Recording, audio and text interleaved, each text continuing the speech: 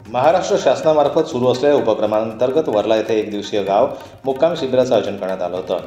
या गावकऱ्यांच्या माध्यमातून शासकीय कर्मचाऱ्यांनी गावातून शिवार फेरी काढून गावातील अंतर्गत स्वच्छता, शासनाकडून नागरिकांना देण्यात येणाऱ्या योजनांची करण्यात येणारी अंमलबजावणी, कृषी विभागाकडून शेतकऱ्यांसाठी असणाऱ्या लाभकारक योजना अशा अनेक विषयांवर महसूल विभागाच्या वतीनं तलाठी राजेश संतापे यांनी स्थानिक नागरिकांशी संवाद साधला।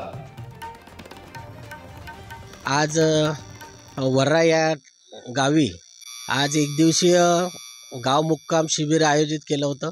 त्या शिबिरानिमित्त गावातील लोकांच्या ज्या समस्या आहेत त्या जाणून घेण्यासाठी गावात सकाळी शिवार फेरी काढण्यात आली आणि त्या शिवार फेरीमधून गावातील ज्या समस्या आहे त्या समस्या जाणून घेतल्या आणि लोकांच्या ज्या समस्या कशा प्रकारे सोडवता येईल याचा रिपोर्ट शासनाकडे पाठवण्यात येईल, जेणेकरून गावातील सर्व सुखसुविधा ह्या व्यवस्थित झाल्या पाहिजे आणि ज्या कल्याणकारी ज्या योजना आहे महाराष्ट्र शासनाच्या त्या जनतेपर्यंत पोहोचवण्यासाठी त्याची अंमलबजावणी योग्यरित्या होती की नाही होत याची पाहणी करण्यासाठी आज ही शिवार फेरी आयोजित केली आहे।